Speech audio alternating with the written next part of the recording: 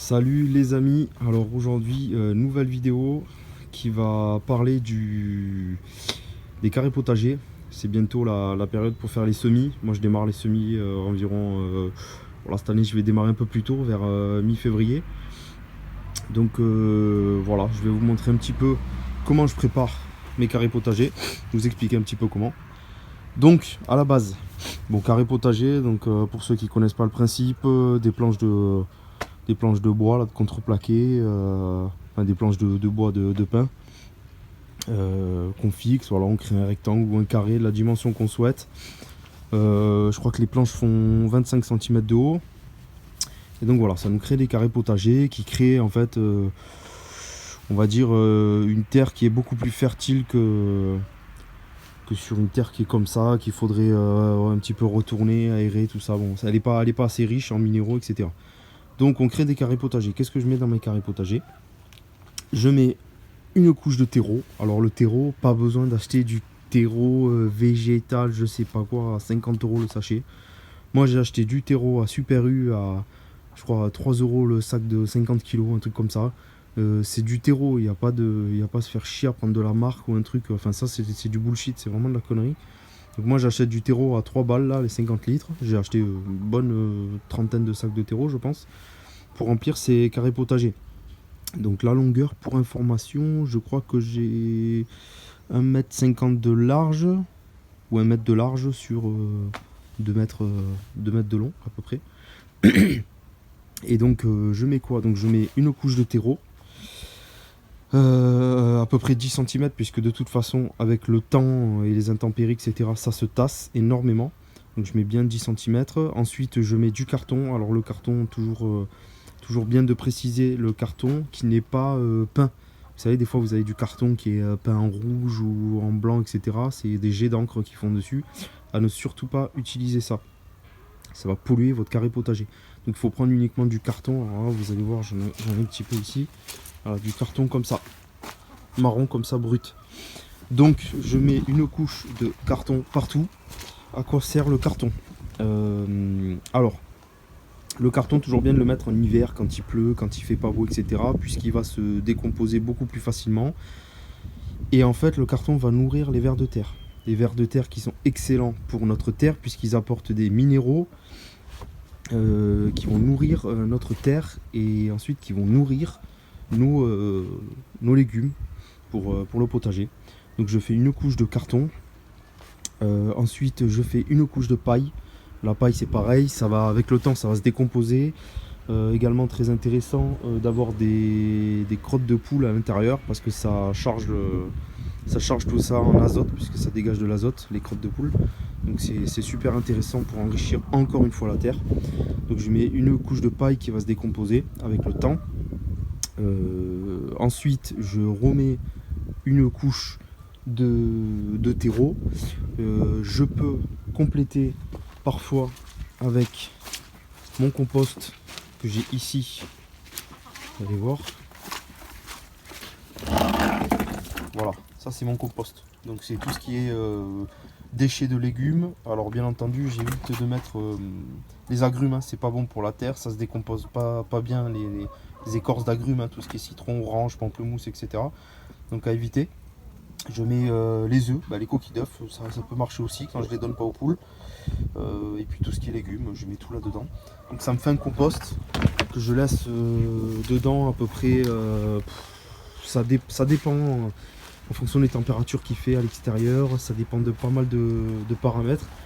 Moi, en général, je laisse bien 6 à 8 mois pourrir. Donc ça va créer il y a plein de vers de terre qui vont s'y mettre, etc. Donc en général je mets une couche là-dessus. Donc on dirait un petit peu des excréments, hein, quand c'est bien décomposé. Et ça nourrit énormément la terre. Donc je mets en général une petite couche quand j'en ai pas mal. Ensuite je remets de la paille, je remets du carton et je remets du terreau. Donc en général je le mets pratiquement à hauteur là, du bois. Et voilà, donc c'est ce qu'on appelle communément des lasagnes en permaculture.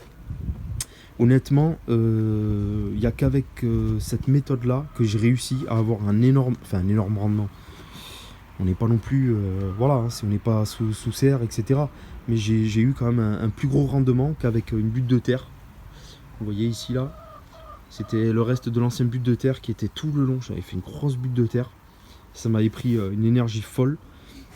Et au final, ça n'avait pas si bien fonctionné que ça. C'était assez compliqué à gérer, à mettre en place. Et puis il y avait le dévers de la pente, donc il fallait mettre les tomates plus en haut parce que c'était le soleil, quand il arrivait, il tapait en haut de la butte. Donc c'était les tomates qui étaient le plus exposées, qui avaient le besoin de plus de soleil, etc. Enfin, c'est très compliqué à adapter.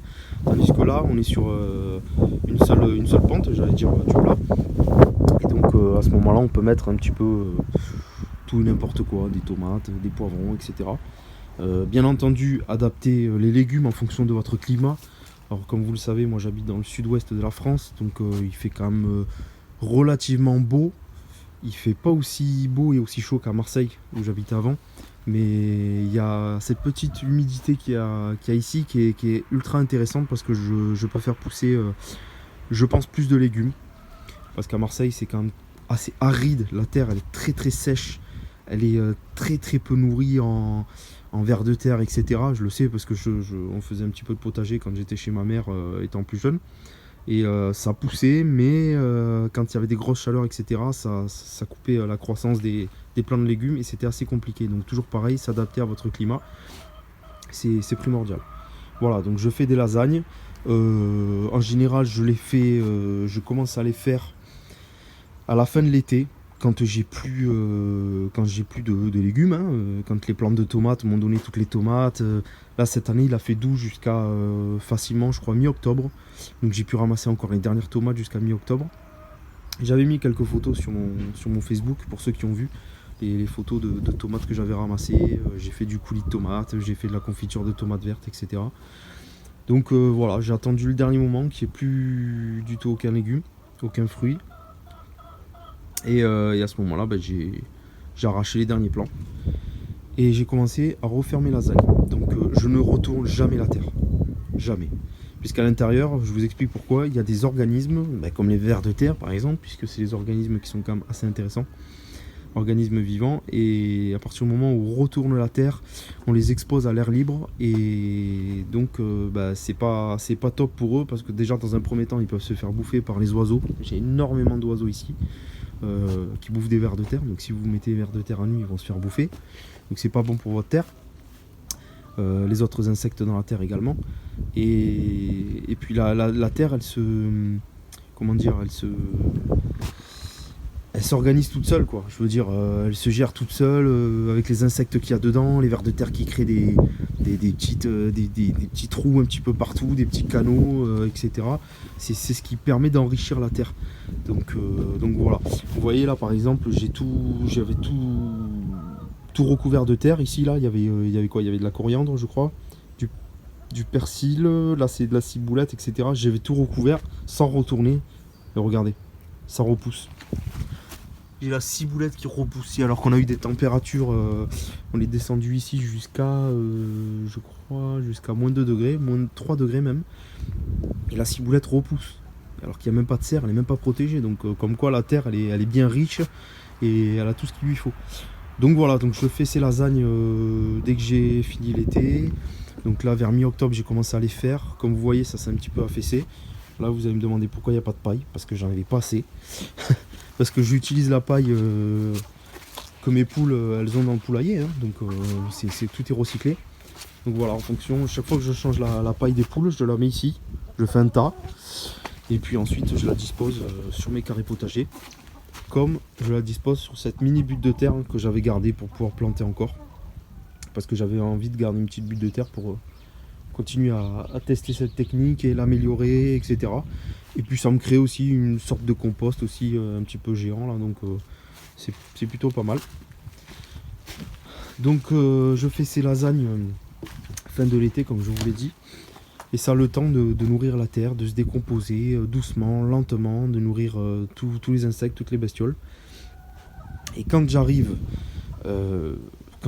début d'été, hein, au niveau du printemps, tout ça, la terre elle est enfin prête à être semée. Donc alors moi je fais les semis, donc tout part de graines. Donc les graines c'est toujours pareil, il faut acheter vraiment des graines de qualité. Ne prenez pas des graines en supermarché. C'est pas top. Les graines en supermarché. Alors certains vont dire oui mais moi j'en ai acheté des graines en supermarché, ça a poussé. Ah ouais, c'est sûr que ça va pousser, mais moi pour vous le dire, j'ai testé. Les légumes ne sont pas pareils. Voilà, honnêtement, ils ont pas le même calibre, ils sont beaucoup plus petits, et ils n'ont pas le même goût. Ils vous donnent pas assez de graines à l'intérieur. Pour ceux qui veulent récupérer les graines, par exemple, ils vont vous faire des tomates avec très très peu de graines à l'intérieur. Voilà. Donc c'est voilà, toutes ces graines là à la con sont gérées par Monsanto et il faut pas prendre toutes ces merdes. Il faut prendre chez des petits producteurs, des petits agriculteurs bio qui ont des graines de plants qui sont anciens. Et à ce moment-là, vous aurez des graines de qualité. Donc moi, je prends des graines bio sur un site internet où j'ai l'habitude de prendre. Et puis, bah, je suis pas déçu, quoi. J'ai des légumes de qualité qui tiennent bien. Quand il y a un petit froid, bah, ça tient bien. Quand il fait chaud, bah, ça tient bien. Et voilà, donc c'est ce que je fais. Là, les semis, je vais les démarrer donc mi-février. Je vais leur laisser gentiment le temps de pousser. Donc je les démarre chez moi, à mon domicile. Hein. Donc j'ai des petits pots, je vais vous montrer si vous voulez. Pour ceux qui ne connaissent pas, pour les débutants, qui n'ont pas l'habitude, je vais vous montrer, voilà. Je les fais démarrer dans des pots comme ça. Donc je mets un petit peu de terreau, je mets ma graine à l'intérieur. Alors au début, je faisais l'erreur. Là, je vais vous faire partager ma petite expérience. Au début, je faisais l'erreur de mettre 3 graines. Parce que on me disait souvent, et j'avais souvent entendu, que de mettre une graine, si la graine ne poussait pas, ben, on avait un petit pot comme ça qui était qui servait à rien, tout simplement. Donc je mettais 3 graines, comme ça je me disais, s'il y en a une qui meurt ou une deuxième qui meurt, ben, j'aurai toujours un plan. Très mauvaise erreur, très mauvaise chose à faire. Une très grosse erreur. Parce que bah, j'ai eu du bol quand même sur certains pots comme ça, c'est qu'il y en a certains où il y a les 3 qui ont poussé. Donc quand il y a les 3 graines qui ont poussé, et puis en plus à la base je les avais séparées dans le pot, elles étaient on va dire presque aux extrémités, et quand j'ai arrosé, bah, les graines se sont réunies au milieu, et les 3 plants ont poussé au milieu. Donc aller séparer 3 plants de tomates qui se trouvent au milieu quand ils sont super fragiles et tout, c'est pas la peine. Et de toute façon, il y a toujours des plants de tomates, l'un ou l'autre, qui va vampiriser tout ce qu'il y a dans la terre par rapport à l'autre. Donc c'est pas bon du tout à faire. Donc cette année, je vais faire planter une graine dans chaque pot. S'il y a des pots où la graine ne pousse pas, eh ben tant pis, c'est pas grave. En tout cas, je vais planter une graine dans chaque pot et je vais partir sur ça. Voilà, donc j'ai pas mal de pots. Ensuite, ces pots-là, je les mets dans ces bacs. Voilà, c'est des bacs de culture. Hein. Voilà. Ces bacs de culture qui me permettent d'arroser donc dans la maison, d'arroser là-dedans. Et puis d'alimenter le terreau en fait, que j'aurais mis dans les pots. Voilà, donc je vais mettre ça mi-février et ça va pousser doucement. Chez moi en général il fait aux alentours de 20 degrés, donc c'est la température idéale, on va dire entre 18 et 22 degrés, on n'est pas trop mal pour faire pousser. Après, j'allais dire plus c'est chaud plus c'est bon, hein, ça crée un microclimat et il y a des plantes qui ont besoin d'avoir énormément de chaleur, comme par exemple les plantes de tomates, etc. Mais voilà, en moyenne, entre 18 et 22 degrés, on n'est pas trop mal. Ça pousse bien. La deuxième erreur à ne pas faire, que j'ai faite également, c'est de trop arroser. J'avais peur que ça pousse pas, donc j'arrosais trop mes petits pots. Et qu'est-ce qui s'est passé? Ben, la terre était trempée de chez trempée. Non seulement j'ai 50% de mes graines qui n'ont pas poussé, donc j'avais planté à peu près une centaine de plants, une centaine de graines. J'ai la moitié, donc 50% qui n'ont pas poussé. Parce que justement, j'ai trop noyé. La terre était trempée. Il a commencé à avoir un petit peu de moisie sur la terre en fait. Et c'était pas top du tout. Voilà, donc j'arroserai moins cette année et je pense qu'il n'y aura pas de souci. Également, il leur faut de la lumière. Donc quand vous faites vos pots pour faire les semis, il faut également les mettre devant la fenêtre. Donc quand vous êtes chez vous, vous ouvrez la fenêtre, s'il y a un brin de soleil, voilà. De toute façon, pour qu'une graine pousse, il faut du soleil et de l'eau et puis la bonne température. Il n'y a pas de secret. Hein. C'est pas super compliqué à faire, quoi. Voilà pour les infos, pour la pousse. Donc ça c'est mes carrés potagers. Ça fonctionne plutôt bien. Il y en a certains qui les plantent et qui mettent des, on va dire des bâches en plastique dessus pour augmenter la température et que ça pousse plus vite, etc. C'est une solution aussi. Je vous dis pas que c'est super, je vous dis pas que c'est pas à faire, etc. Si vous voulez le faire, vous pouvez. Moi, je ne le fais pas puisque je préfère laisser faire la nature. J'ai pas envie de trop forcer les choses. Donc, je fais mes semis quand les dernières gelées sont passées. Ça dépend des années parce qu'il y a des années, elles sont un peu tardives. Quand les dernières gelées sont passées, je commence à mettre mes plants en terre. Et puis voilà. Autre chose, l'année dernière, quand j'ai mis mes plants en terre, ils étaient assez petits. Ils faisaient à peu près ça, quoi. Je sais pas, ça faisait à peu près, allez, 10 cm grand max. C'est trop peu. C'est trop peu. Je vais attendre cette année que mes plants fassent dans les 20-25 cm. Je vais vous dire pourquoi. Afin qu'il soit le plus robuste possible. Vous savez, c'est comme un enfant. Quand il naît, il est jeune, il est fragile dans tous les sens du terme. Quand il commence à grandir, ses os se solidifient, se durcissent, se consolident. Et après, il devient un jeune enfant et il est beaucoup plus costaud, robuste. Donc c'est pour ça que les petits plants, il faut attendre quand même qu'ils aient une certaine taille pour les mettre en terre et puis qu'ils puissent résister. Voilà, si un soir la température elle descend un petit peu, s'il y a un petit peu trop d'eau parce que vous avez trop de pluie, s'il n'y a pas assez de soleil, etc. Voilà, il faut que la plante puisse tenir. Donc voilà, je vous ai expliqué un petit peu comment moi je procède. J'espère que ça en aura aidé certains. Ah oui, dernière chose, pour les tomates j'utilise ces piquets. Hein. Voilà, vous les avez vus certainement dans une autre vidéo. J'utilise ces piquets là et ça fonctionne plutôt pas mal pour les tomates et tout, c'est très pratique. À chaque fois il suffit de faire passer la tige en fait dans les barres là comme ça, en tournicotis, et puis on est bon. Voilà, donc cette année je pense que je vais mettre le paquet et ça va le faire. On va choisir d'autres graines avec madame, de choses qui ont bien marché cette année, d'autres qui n'ont pas marché comme par exemple les carottes. Je pense que je vais peut-être pas en faire cette année là des carottes, j'essaierai peut-être plus tard. À les faire pousser dans un genre de terreau mais un peu plus sablonneux parce que les carottes, à partir du moment où elles rencontrent un obstacle dans la terre, comme une pierre ou quoi, elles stoppent sa croissance, tout simplement.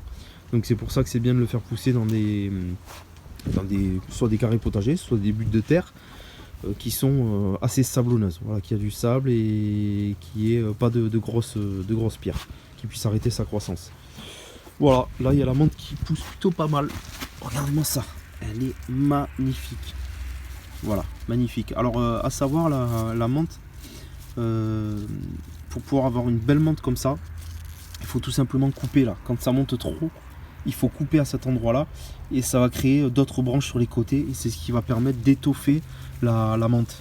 Parce que la menthe, si vous la laissez pousser comme ça, voilà, vous voyez par exemple celle-ci, si on la laisse pousser, elle peut monter jusqu'à facilement 1 mètre de haut. Et vous allez avoir des petites feuilles parsemées un peu partout et elles sont pas très jolies parce que le plant a besoin de beaucoup de puissance pour monter et donc il va faire des feuilles qui sont toutes petites. Tandis que là, quand vous coupez la tête, eh bien, vous allez avoir des feuilles comme celle-ci. Vous voyez, c'est énorme. Des feuilles comme celle-ci qui vont être beaucoup plus grosses, beaucoup plus jolies et beaucoup plus gorgées d'eau. Voilà. Donc j'espère vous avoir donné la framboisier. J'espère vous avoir donné quelques infos intéressantes. Je ne suis pas un expert dans le domaine, je le répète, je ne suis pas un expert, je ne suis pas un professionnel, je vous dis, ça fait pas mal d'années que je teste des petits trucs, etc. Et les choses qui marchent, je refais, les choses qui ne marchent pas, je laisse tomber. Voilà, je vous partage ma petite expérience. Et puis voilà, j'espère que ça vous servira. Donc merci les amis, c'est la fin de la vidéo. J'espère qu'elle vous aura plu. Si vous avez kiffé, mettez un pouce bleu. Merci de me suivre, on a presque atteint les 1000 abonnés. Donc c'est super cool, je ne m'y attendais pas en créant cette page. Je me suis dit on va être 200 personnes, on va parler, s'échanger à 200 personnes. Et puis au final on est à plus de 800 personnes et ça n'arrête pas de monter. Donc merci beaucoup, n'hésitez pas à partager ma page, ça fait toujours plaisir de me faire connaître un max de monde. Et puis comme ça je pourrais vous proposer toujours plus de contenu. Il y a des vidéos sympas qui vont arriver, je vous en dis pas plus, c'est beaucoup de travail. J'ai pas beaucoup de temps parce que j'ai une vie quand même assez prise, c'est assez compliqué. Donc voilà, j'essaye de faire le max pour vous. Et puis ben, merci de me suivre et puis à la prochaine. Ciao les amis.